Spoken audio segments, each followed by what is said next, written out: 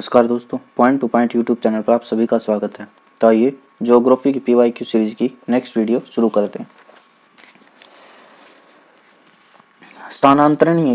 स्थानांतरणशील कृषि की शुरुआत सर्वप्रथम कहाँ से हुई थी?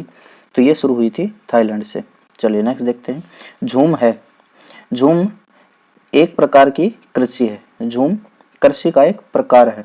चलिए नेक्स्ट देखते हैं। लदांग संबंधित है। तो लदांग संबंधित है बागानी कृषि से। चलिए नेक्स्ट देखते हैं।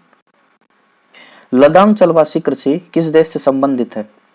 तो इसका सही आंसर हो जाएगा मलेशिया से। सामान्य जीवन निर्वहन कृषि श्रीलंका में निम्न में से किस नाम से जानी जाती है? तो इसका सही आंसर हो जाएगा चेन्ना। थाईलैंड में की जाने वाली स्थानांतरित कृषि को किस नाम से जाना जाता है? तो इसे जाना जाता है तमरई। तमरई। थाईलैंड में स्थानांतरित कृषि को तमरई कहते हैं, श्रीलंका में चेन्ना कहते हैं। वियतनाम एवं लाओस में की जाने वाली स्थानांतरित कृषि को क्या कहा जाता है? ये कहा जाता है रे। वियतनाम लाओस में रे, थाईलैंड में तमराई। चलिए नेक्स्ट देखते हैं। म्यांमार में की जाने वाली स्थानांतरणशील कृषि किस नाम से जानी जाती है? तो इसे कहा जाता है तुंग्या। म्यांमार में तुंग्या। म्यांमार में तुंग्या। चलिए नेक्स्ट देखते हैं।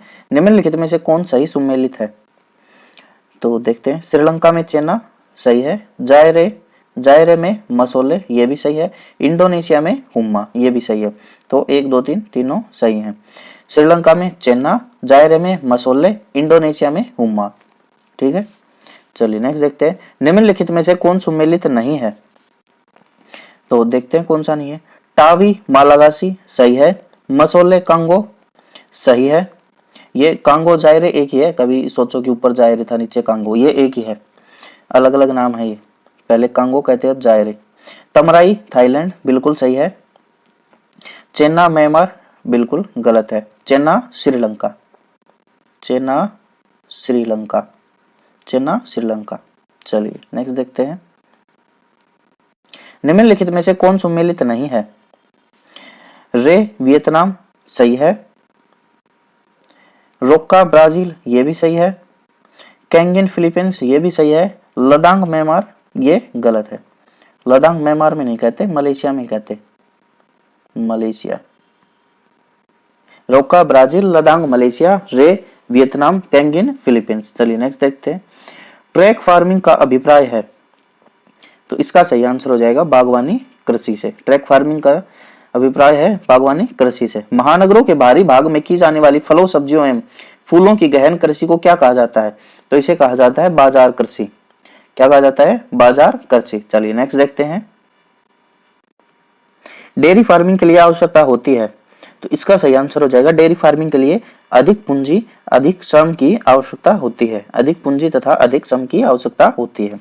मिलीजुली खेती से क्या तात्पर्य है? तो इसका सही आंसर हो जाएगा ऑप्शन नंबर डी, पशुपालन तथा कृषि साथ साथ करना। पशुपालन तथा कृषि साथ साथ करना। चलिए नेक्स्ट देखते हैं। बागानी कृषि की प्रमुख विशेषता है। बागानी कृषि की प्रमुख विशेषता है एक फसली उत्पादन। Option number A. चलिए नेक्स्ट देखते हैं। विश्व में बागानी कृषि का सर्वाधिक विकास कहां पर हुआ है? तो यह हुआ है दक्षिण पूर्वी एशिया में। विश्व में बागानी कृषि का सर्वाधिक विकास दक्षिण पूर्व एशिया में। सघन खेती के लिए खेती हर क्षेत्र होना चाहिए। तो इसका सही आंसर हो जाएगा सिंचित क्षेत्र। सघन कृषि के लिए सिंचित क्षेत्र होना चाहिए। चलिए नेक्स्ट देखते हैं। बिना सिंचाई की सहायता से की जाने वाली तर खेती वेट फार्मिंग के लिए वार्षिक वर्षा की कितनी मात्रा की आवश्यकता होती है? तो ये होती है 200 सेंटीमीटर से अधिक। 200 सेंटीमीटर से अधिक तर खेती के लिए। चलिए नेक्स्ट देखते हैं। सर्वाधिक सघन खेती प्रचलित है। तो यह है जापान में। सर्वाधिक सघन खेती जापान में प्रचलित है। बागानी कृषि के अंतर्गत नहीं आता है। तो इसका सही आंसर हो जाएगा चावल। चावल बागानी कृषि के अंतर्गत नहीं आता है। चलिए नेक्स्ट देखते हैं। खाद्यान्न कृषि के अंतर्गत नहीं आता है।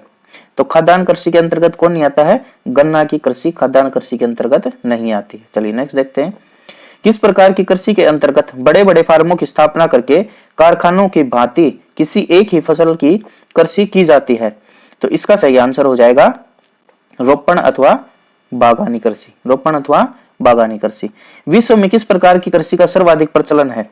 तो यह है स्थानबद्ध कृषि का सर्वाधिक प्रचलन है। स्थानांतरणशील कृषि के बिल्कुल विपरीत कृषि पद्धति है। तो इसका सही आंसर हो जाएगा स्थानबद्ध कृषि। स्थानांतरणशील कृषि के बिल्कुल विपरीत कृषि पद्धति कौन सी है? स्थानबद्ध कृषि। स्थानांतरणशील कृषि होती है जगह बदल बदल कर जो की जाती है, जगह बदल बदल कर।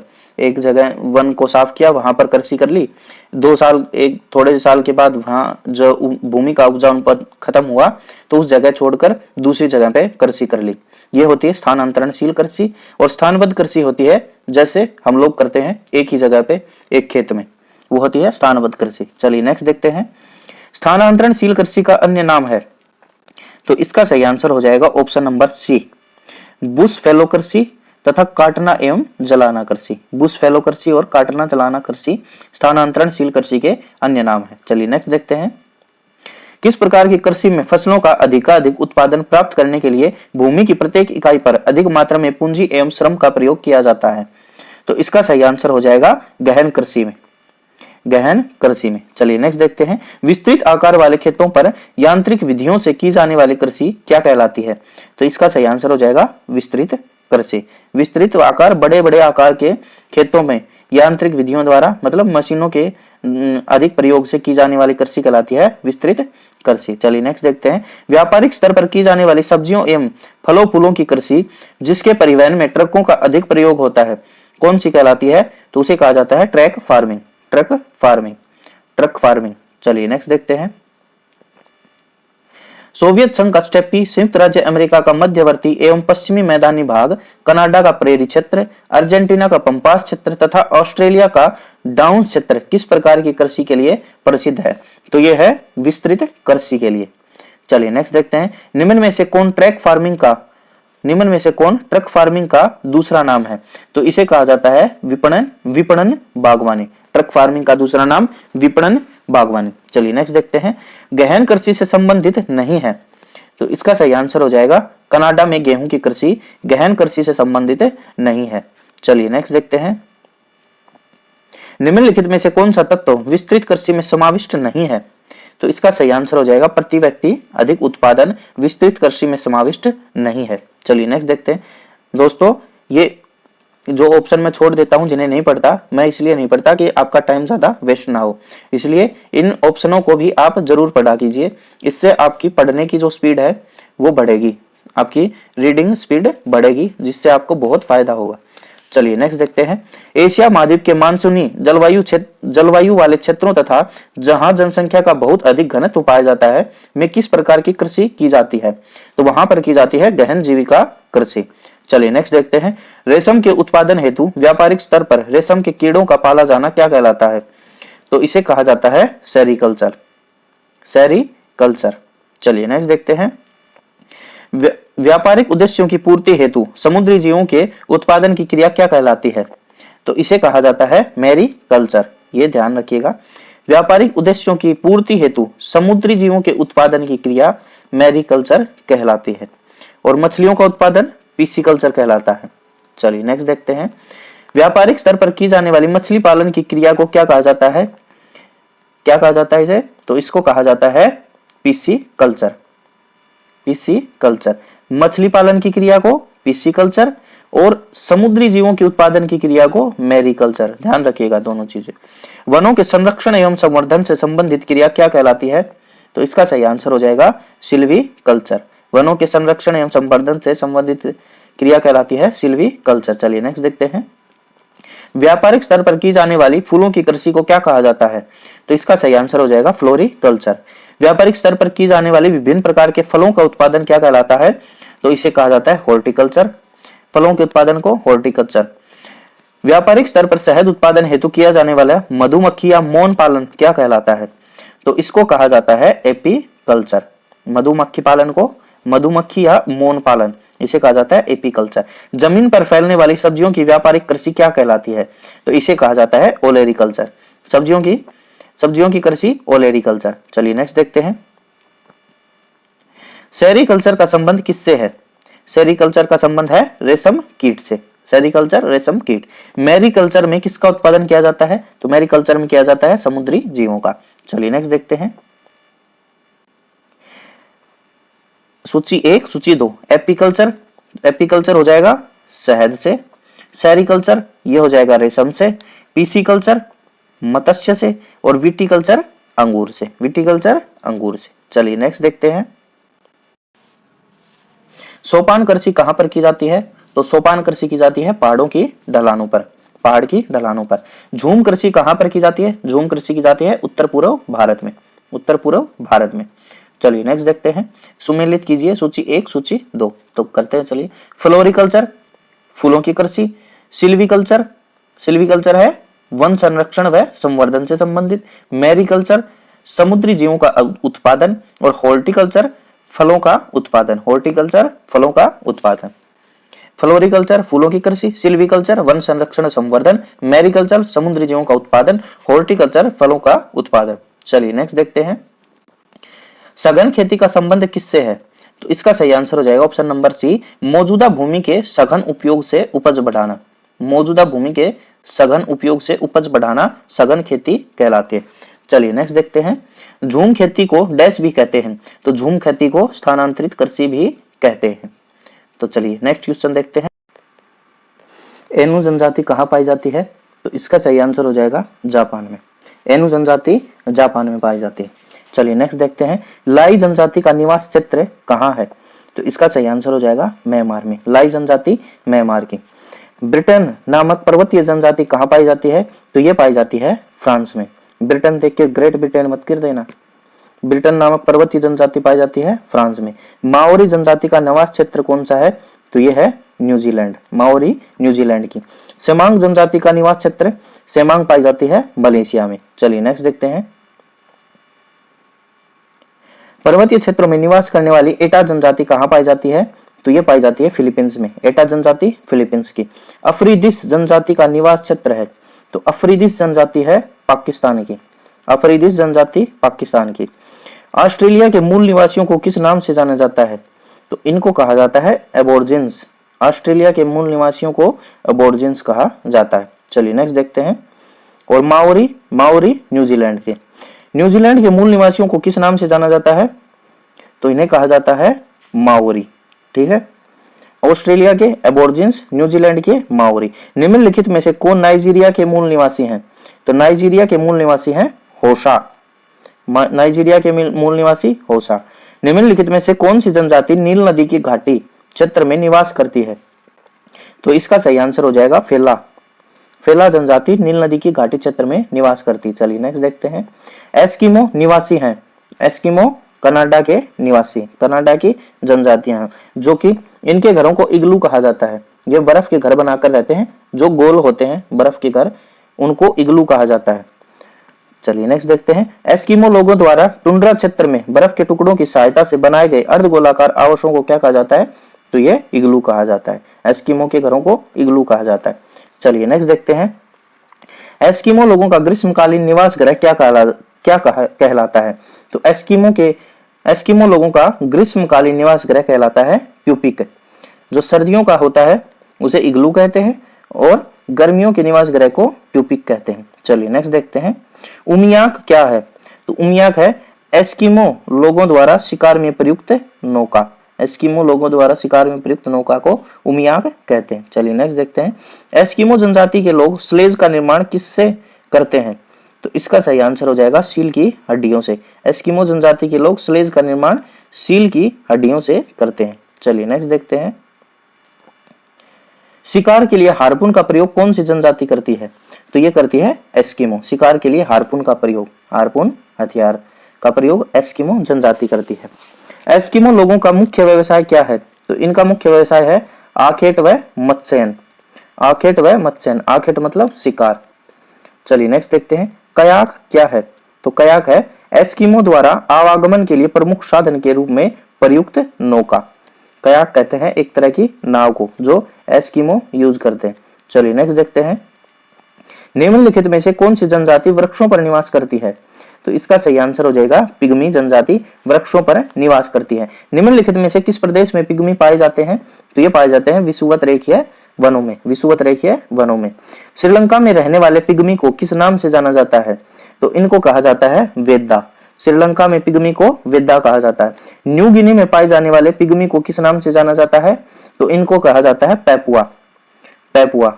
न्यू गिनी में पाए जाने वाले पिग्मी को पेपुआ कहा जाता है। बोर्निया में रहने वाले पिग्मी को क्या कहा जाता है? तो इनको कहा जाता है पुनन।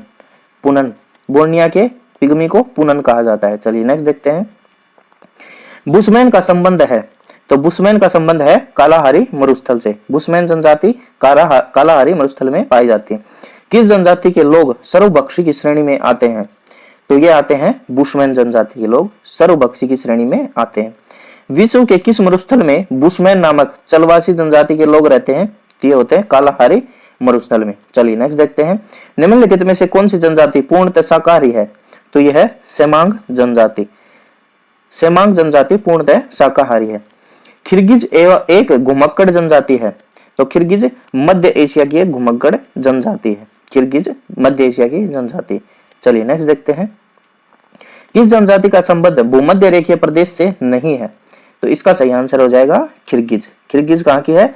मध्य एशिया की। चलिए नेक्स्ट देखते हैं। मध्य एशिया के स्टेपी क्षेत्र में किर्गिज, कालमुख तथा कजाक लोगों द्वारा बनाए गए पशुओं की खालों से अस्थायी तंबू को क्या कहा जाता है? तो इन्हें कहा जाता है यूर्त। तंबुओं को क्या कहा जाता है? यूर्त। चलिए नेक्स्ट देखते हैं। लेप्स कहाँ पाए जाते हैं? तो लेप्स पाए जाते हैं स्कैंडिनेवियन क्षेत्र में। लेप्स कहाँ पाए जाते हैं? स्कैंडिनेवियन क्षेत्र में। जुलू लोग रहते हैं, जुलू लोग रहते हैं दक्षिण अफ्रीका में। चलिए नेक्स्ट देखते हैं। निम्नलिखित में से कौन सी जनजाति पशुचारण का कार्य करती है? तो मसाई जनजाति पशुचारण का कार्य करती है। चलिए नेक्स्ट देखते हैं। लाई निम्नलिखित में से क्या है? तो लाई है म्यांमार की चीन पहाड़ियों में रहने वाली जनजाति। म्यांमार की चीन पहाड़ियों में रहने वाली जनजाति को लाई कहते हैं। चलिए नेक्स्ट देखते हैं। सुमेलित नहीं है, तो देखिए देखते हैं कौन सा नहीं सुमेलित। माओरी न्यूजीलैंड की, एनु जापान की, ये सही है। माओरी न्यूजीलैंड की, एनु जापान की। अफ्रीदिस ये अफ्रीका की नहीं है, ये पाकिस्तान की है, अभी हमने पढ़ा था। अफ्रीदिस पाकिस्तान की, पिग्मी कांगो बेसिन की। तो बी इसका सही आंसर हो जाएगा, जो सुमेलित नहीं है। अफ्रीदिस पाकिस्तान की। सुमेलित युगम है, तो इसका सही आंसर हो जाएगा ऑप्शन नंबर ए, सकाई मलेशिया। और ये हमने सारे डिस्कस कर लिए। चलिए नेक्स्ट देखते हैं। विश्व के किस महाद्वीप में आदिम जातियों की सर्वाधिक जनसंख्या पाई जाती है?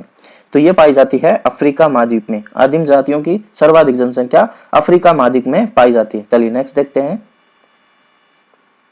जनजाति और उनका निवास क्षेत्र। चलिए मैच कर लेते हैं। अफरीदी ये पाकिस्तान की, ऐसे याद कर लीजिए। अफरीदी पाकिस्तान का क्रिकेटर है था ऐसे। तो नेक्स्ट देखते हैं। जुल्लू, जुल्लू हो गई नटाल प्रांत की। माओरी, माओरी हो गई न्यूजीलैंड की। और माया, माया हो गई मध्य अमेरिका की। अफरीदी पाकिस्तान का था, जुल्लू नटाल प्रांत, माओरी न्यूजीलैंड, माया मध्य प्रांत। चलिए नेक्स्ट देखते हैं। यूर्त किस जनजाति का घर होता है? तो यूर्त होता है किर्गिज जनजाति का। यूर्त क्या होता है? किर्गिज जनजाति का घर, जो कि पशुओं की खालों से बनाया जाता है। चलिए नेक्स्ट देखते हैं। दक्षिण अफ्रीका के डच हॉलैंड मूल के निवासियों को निम्नलिखित में से किस नाम से जाना जाता है? तो इन्हें कहा जाता है बोवर्स। चलिए नेक्स्ट देखते हैं। वैलून्स कौन है? तो इसका सही आंसर हो जाएगा बेल्जियम की फ्रेंच भाषी आबादी को वैलून्स कहा जाता है।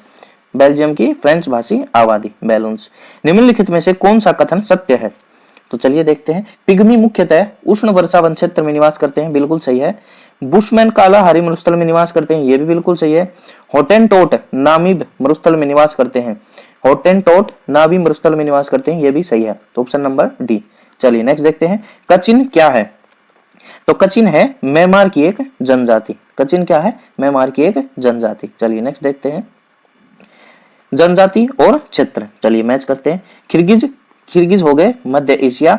बुशमैन, बुशमैन कहाँ का है? कालाहारी का। एनु, एनु जापान का। और बद्दू, बद्दू बच गया अरब का। बद्दू अरब का, एनु जापान का, बुशमैन कालाहारी, किर्गिज मध्य एशिया। चलिए नेक्स्ट देखते हैं। जनजाति और देश। चलिए देखते हैं। एनु जापान, माओरी न्यूजीलैंड, बिंदिबू, बिंदिबू पश्चिमी ऑस्ट्रेलिया, बिंदिबू पश्चिमी ऑस्ट्रेलिया। और पपुआंस न्यू गिनी। देखिए एक देश है ना पपुआ न्यू गिनी, तो पपुआंस न्यू गिनी। चलिए एनु जापान, माओरी न्यूजीलैंड, बिंदिबू, बिंदिबू पश्चिम ऑस्ट्रेलिया, पपुआंस न्यू गिनी। चलिए नेक्स्ट देखते हैं। पिग्मी निवासी हैं। पिग्मी अफ्रीका के निवासी हैं। चलिए नेक्स्ट देखते हैं, अफ्रीका की मूलभूत जनजाति पिग्मी किस नदी घाटी में पाई जाती है? तो पिग्मी जनजाति पाई जाती है कांगो नदी घाटी में। चलिए नेक्स्ट देखते हैं, मधेसी जनजाति भारत तथा उसके पड़ोसी देश से संबंधित है। मधेसी जनजाति भारत और नेपाल में पाई जाती है। मधेसी जनजाति भारत और नेपाल की। चलिए नेक्स्ट देखते हैं, निम्नलिखित में से कौन सा कथन असत्य है? चलिए देखते हैं, किर्गिज जनजाति मध्य एशिया में निवास करती है, ये तो बिल्कुल सही है। यह एक पशुचारक जनजाति है, यह भी सही है। इस जनजाति के तंबू को युर्त कहा जाता है, यह भी बिल्कुल सही है। तो ऑप्शन नंबर डी इसका आंसर हो जाएगा, जो कि असत्य, इनमें से कोई भी असत्य नहीं है। निम्नलिखित में से कौन सा कथन असत्य है? तो चलिए देखते हैं, मसाई जनजाति पूर्वी अफ्रीका में निवास करती है, बिल्कुल सही है। इस जनजाति के बस्तियों को क्राल कहा जाता है, यह बात भी बिल्कुल सही है। मसाई जनजाति की बस्तियों को क्राल कहा जाता है। यह जनजाति पशुचारण का कार्य करती है, यह भी बिल्कुल सही है। इनकी बस्तियां आयताकार होती हैं, ये गलत है। तो ऑप्शन सी इसका असत्य कथन हो जाएगा। चलिए नेक्स्ट देखते हैं, बुशमैन जनजाति के विषय में कौन सा कथन सत्य है? तो चलिए देखते हैं, यह जनजाति बोत्सवाना में निवास करती है, सही है। यह एक आखेटक एवं भोजन संग्राहक जनजाति है, यह भी बिल्कुल सही है। चींटियों को बुशमैन का चावल कहा जाता है, बिल्कुल सही है। उपयुक्त सभी। बुशमैन जनजाति चींटियों को खाती है, तो डी इसका सही आंसर हो जाएगा। सभी कथन सत्य है। चलिए नेक्स्ट देखते हैं, किस जनजाति के लोग दूध को ताजा न पीकर उसे खट्टा करके पीते हैं? तो इसका सही आंसर हो जाएगा किर्गिज जनजाति। जिस दूध को हम फेंक देते हैं खराब समझ के, उस दूध को यह पीते हैं, किर्गिज जनजाति। पिग्मी कहाँ के आदिम शिकारी एवं भोजन एकत्रित करने वाले लोग हैं? तो यह है मध्य अफ्रीका के। पिग्मी मध्य अफ्रीका के। चलिए नेक्स्ट देखते हैं, जनजाति और देश। चलिए देखते हैं, एस्किमो कनाडा में, मसाई केन्या में, बद्दू सऊदी अरब में और बुशमैन बोत्सवाना में। एस्किमो कनाडा की, मसाई केन्या की, बद्दू सऊदी अरब की और बुशमैन बोत्सवाना की। एस्किमो के घरों को क्या कहते हैं? इग्लू। एस्किमो के घरों को क्या कहते हैं? इग्लू। और इनके ग्रीष्मकालीन घरों को क्या कहते हैं? ट्यूपिक। ग्रीष्मकालीन घरों को ट्यूपिक और सर्दी के घरों को इग्लू, ध्यान रखिएगा। चलिए नेक्स्ट देखते हैं, मसाई निम्नलिखित में से किसकी आदिम जनजाति है? तो यह है तंजानिया की, मसाई जनजाति निम्नलिखित में से किसकी आदिम जनजाति है? तो यह है तंजानिया की। चलिए नेक्स्ट देखते हैं, निम्नलिखित में से कौन सही सुमेलित है? तो चलिए देखते हैं, इसका सही आंसर हो जाएगा डी, बुशमैन कालाहारी सही है। एस्किमो कनाडा की, ये बंदू है, वो बद्दू ये अरब की, और पिग्मी कहाँ की है? ये आप कमेंट बॉक्स में बताएंगे पिग्मी कहाँ की। चलिए नेक्स्ट देखते हैं, निम्नलिखित में से किस देश को पहले निपन के नाम से जाना जाता था? तो जापान को पहले निपन कहा जाता था। इंडोनेशिया को पहले किस नाम से जाना जाता था? Dutch east Indies. इंडोनेशिया को डच ईस्ट इंडीज कहते थे। कौन सा देश पहले श्याम नाम से जाना जाता था? तो थाईलैंड को पहले श्याम कहते थे। कौन सा देश पहले न्यू ग्रेनेडा के नाम से जाना जाता था? तो कोलंबिया न्यू ग्रेनेडा। प्राचीन भारतीयों को म्यांमार बर्मा किस नाम से ज्ञात था? तो प्राचीन भारतीय म्यांमार या बर्मा को किस नाम से जानते थे? सुवर्ण भूमि। क्या म्यांमार को क्या कहते थे? सुवर्ण भूमि। चलिए नेक्स्ट देखते हैं, किस देश का प्राचीन नाम अपर बोल्टा है? तो इसका सही आंसर हो जाएगा बुर्किना फासो। अपर बोल्टा बुर्किना फासो। अफ्रीकी देश घाना का प्राचीन नाम गोल्ड कोस्ट। नामीबिया का प्राचीन नाम दक्षिण पश्चिम अफ्रीका। अफ्रीका देश इथोपिया का प्राचीन नाम क्या था? तो ये था अबीसिनिया। तो इथोपिया का नाम था अबीसिनिया। जिम्बाब्वे का प्राचीन नाम है? तो जिम्बाब्वे को पहले कहते थे दक्षिण रोडेशिया। जाम्बिया का प्राचीन नाम क्या है? तो जाम्बिया का प्राचीन नाम क्या था? उत्तर रोडेशिया। जाम्बिया का प्राचीन नाम उत्तरी रोडेशिया और जिम्बाब्वे का प्राचीन नाम दक्षिण रोडेशिया। चलिए नेक्स्ट देखते हैं, किस देश का प्राचीन नाम फार्मोसा है? तो ताइवान को फार्मोसा कहा जाता था। सूरीनाम का प्राचीन नाम डच गुयाना। मलावी का प्राचीन नाम क्या था? न्यासालैंड। मलावी का नाम न्यासालैंड। जायरे का आधुनिक नाम क्या है? तो जायरे को कहते हैं कांगो गणराज्य। चलिए नेक्स्ट देखते हैं, मलागासी, मलागासी का प्राचीन नाम क्या है?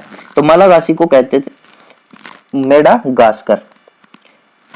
चलिए नेक्स्ट देखते हैं, इराक का प्राचीन नाम, इराक का प्राचीन नाम है मेसोपोटामिया, मेसोपोटामिया। मलेशिया का प्राचीन नाम मलाया, मलेशिया का प्राचीन नाम मलाया।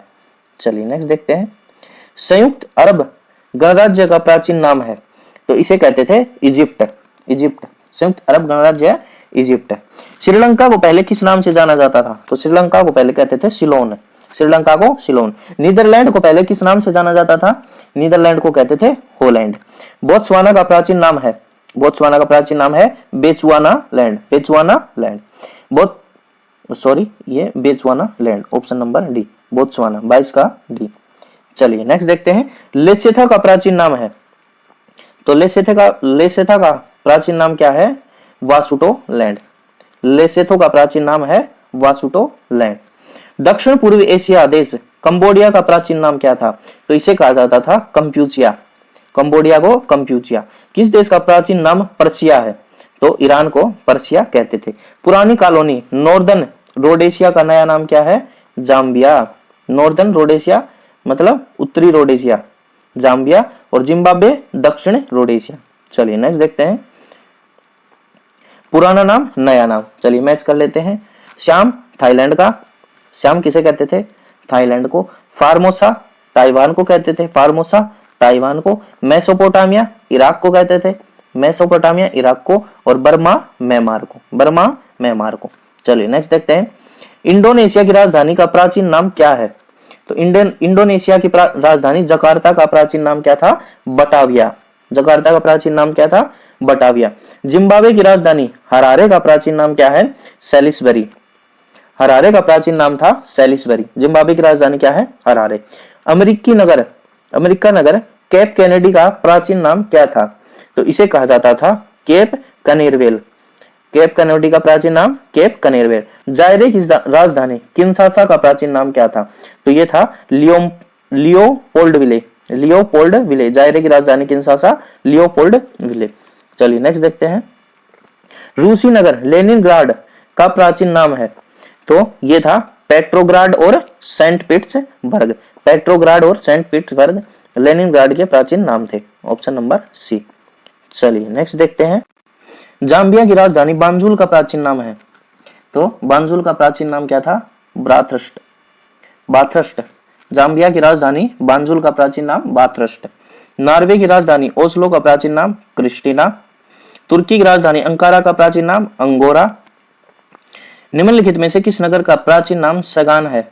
तो हो ची मिन सिटी, हो ची मिन सिटी को सगान कहते थे। चीन की राजधानी बीजिंग का प्राचीन नाम पीकिंग। जायर की पुराना नाम, जायर का पुराना नाम क्या था? कांगो। चीन की राजधानी बीजिंग का पुराना नाम पीकिंग, ध्यान रखिएगा। चलिए नेक्स्ट देखते हैं,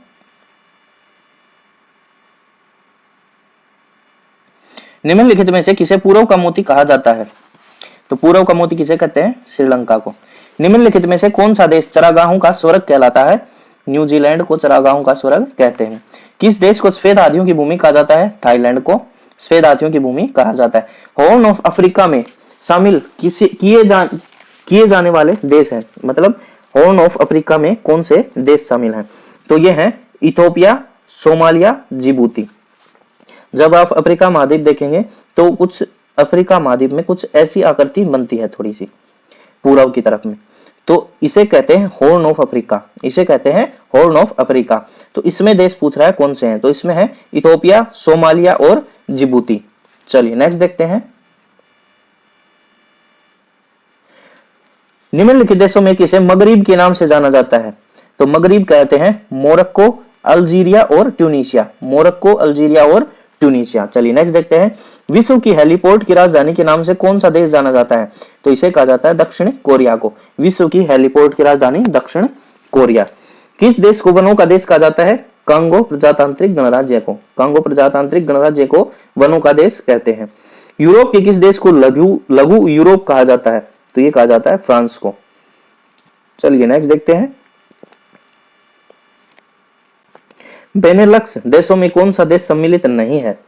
तो इनमें सम्मिलित नहीं है बुल्गारिया, बेल्जियम, नीदरलैंड और लग्जमबर्ग बेनेलक्स देशों में सम्मिलित है, बुल्गारिया नहीं है। चढ़ते सूर्य का देश निम्न में से किसे कहा जाता है? तो ये कहा जाता है जापान को। उगते सूर्य का देश और चढ़ते सूर्य का देश जापान को कहा जाता है। कौन सा देश sugar bowl of the world के नाम से जाना जाता है? तो क्यूबा को sugar bowl of the world कहते हैं। किस देश को यूरोप का रोगी या यूरोप का मरीज कहते हैं? तो ये कहते हैं तुर्की को। चलिए नेक्स्ट देखते हैं। किस देश को एंटीलीज का मोती के उपनाम से जानते हैं? तो ये कहते हैं क्यूबा। एंटीलीज का मोती क्यूबा, एंटीलीज का मोती क्यूबा और एंटीलीज का मोती क्यूबा। चलिए नेक्स्ट देखते हैं। और पूर्व का मोती श्रीलंका, पूर्व का मोती श्रीलंका, एंटीलीज का मोती क्यूबा।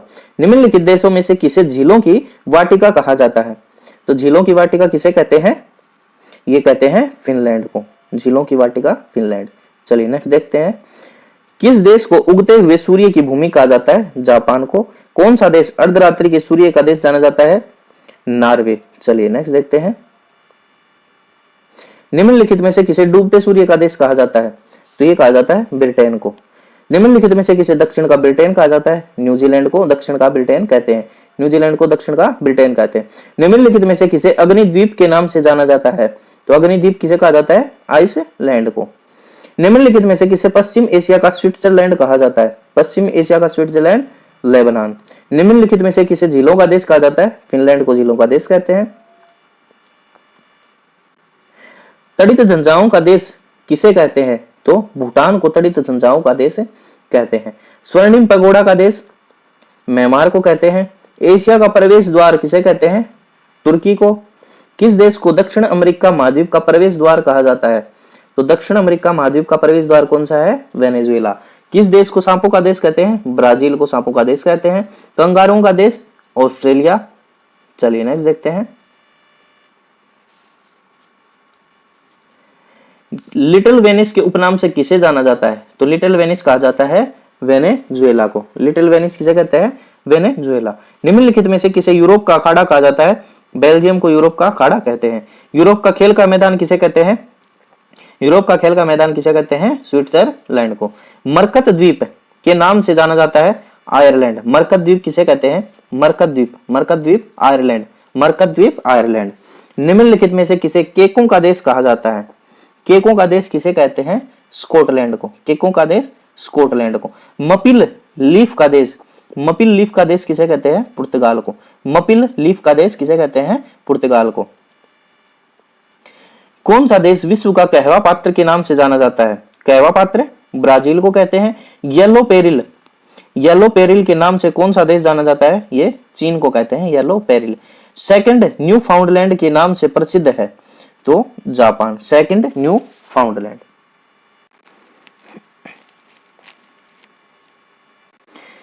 चलिए नेक्स्ट देखते हैं। भारत के किस पड़ोसी देश को ड्रकयूल के नाम से संबोधित किया जाता है? तो ये कहा जाता है भूटान को ड्रकयूल। भारत का पड़ोसी देश जिसे ड्रकयूल कहते हैं वो है भूटान। संगमरमर की भूमि के नाम से प्रसिद्ध है? तो इटली। संगमरमर की भूमि इटली। कौन सा देश प्यासी भूमि का देश है? ऑस्ट्रेलिया। फियोर्ड तटों का देश किसे कहते हैं? फियोर्ड तटों का देश कहते हैं नॉर्वे को। चलिए नेक्स्ट देखते हैं। चावल का देश किसे कहते हैं? चावल का देश कहते हैं थाईलैंड को। चावल का देश थाईलैंड को। विश्व में किस देश को नील नदी का उपहार कहा जाता है? तो नील नदी का उपहार कहा जाता है मिस्र को। विश्व का कौन सा देश पवन चक्कियों की भूमि कहलाता है? पवन चक्कियों की भूमि है नीदरलैंड। श्वेत रूसी गणतंत्र के नाम से किसे जाना जाता है? तो श्वेत रूसी गणतंत्र किसे कहते हैं? बेलारूस को। श्वेत रूसी गणतंत्र। कौन सा देश हजार पहाड़ियों का देश कहलाता है? तो अफगानिस्तान को हजार पहाड़ियों का देश कहते हैं। हजार पहाड़ियों का देश अफगानिस्तान। सूर्योदय का देश के नाम से जापान। चलिए नेक्स्ट देखते हैं। निम्नलिखित में से किसको प्रांतकालीन शांत स्थल कहा जाता है? प्रांतकालीन शांत स्थल किसे कहते हैं? कोरिया को। प्रातःकालीन शांत स्थल किसे कहते हैं? कोरिया को। चलिए नेक्स्ट देखते हैं। जिन देशों को सामान्यतः बाल्टिक देश कहा जाता है उनके समूह में कौन से देश शामिल हैं? ये क्वेश्चन बहुत ही इंपॉर्टेंट है, बहुत बार पेपर में पूछा जा चुका है, इसको ध्यान से कीजिएगा। तो इसका सही आंसर हो जाएगा option number B, Estonia, Latvia और Lithuania. Estonia, Latvia, Lithuania. Estonia, Latvia, Lithuania Baltic देश है। चलिए नेक्स्ट देखते हैं, निम्नलिखित में से कौन सा समूह हार देशों का क्षेत्र कहलाता है? तो इन्हें कहा जाता है, ये है option number A, Bharat, Pakistan, Bangladesh, Nepal, Bhutan, Maldives, Sri Lanka. Bharat, Pakistan, Bangladesh, Nepal, Bhutan, Maldives, Sri Lanka को हार देशों का क्षेत्र कहते हैं। चलिए नेक्स्ट देखते हैं,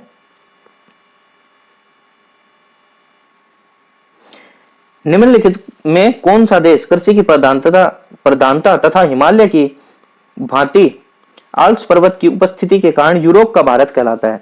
कौन सा देश कृषि की प्रधानता तथा हिमालय की भांति, थोड़ा नीचे कर लेता हूं, हिमालय की भांति आल्प्स पर्वत की उपस्थिति के कारण यूरोप का भारत कहलाता है?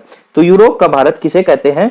यूरोप का भारत कहलाता है इटली। यूरोप का भारत इटली। निम्नलिखित में से कौन सा देश यूरोपीय निम्न देशों में शामिल नहीं है? तो चलिए देखते कौन सा नहीं है। नीदरलैंड है, लग्जमबर्ग है, बेल्जियम भी है, स्वीडन नहीं है। ऑप्शन बी, यूरोप या निम्न देशों में शामिल स्वीडन नहीं है। चलिए नेक्स्ट देखते हैं, अफ्रीका का सिंह हॉर्न ऑफ अफ्रीका में किसे सम्मिलित नहीं किया जाता है? तो अभी भी पीछे हमने पढ़ा था, इसमें कौन कौन से देश हैं? इथोपिया, इरिट्रिया, सोमालिया है, सूडान नहीं है। सूडान नहीं है। 10 लाख हाथियों की भूमि के नाम से कौन जाना जाता है? तो ये लाओस को कहा जाता है 10 लाख हाथियों की भूमि, और थाईलैंड को सफेद हाथियों की भूमि या हाथियों की भूमि। चलिए नेक्स्ट देखते हैं,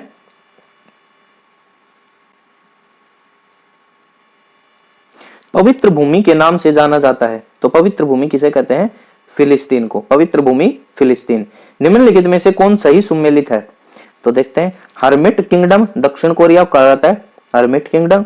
सेकंड न्यूफाउंडलैंड जापान को कहा जाता है। संगमरमर की भूमि इटली को कहा जाता है। उपयुक्त सही, इसका सही आंसर हो जाएगा। चलिए, तो दोस्तों अगर आपको वीडियो अच्छी लगती है, आपको कंटेंट अच्छा लगता है, आपको समझ आता है, तो वीडियो को लाइक करें, शेयर करें और सब्सक्राइब करें। तो आज यहीं तक रखते हैं, कल मिलते हैं नेक्स्ट वीडियो में। तब तक के लिए स्वस्थ रहिए, मस्त रहिए और पढ़ते रहिए। धन्यवाद।